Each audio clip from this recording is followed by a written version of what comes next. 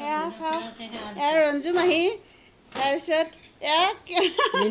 মিনু মাহী এয়া এইবিলাক মহা এয়া দীপ্তি মাহী তাৰপিছত এয়া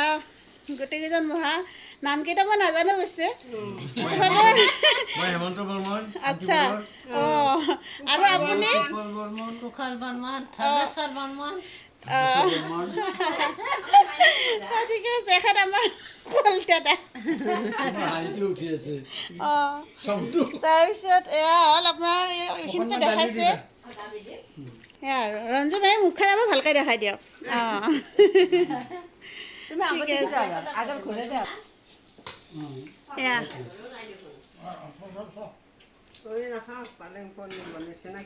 অঁ পালেং পনীৰ কেনেকুৱা বা হৈছে খাইছোঁ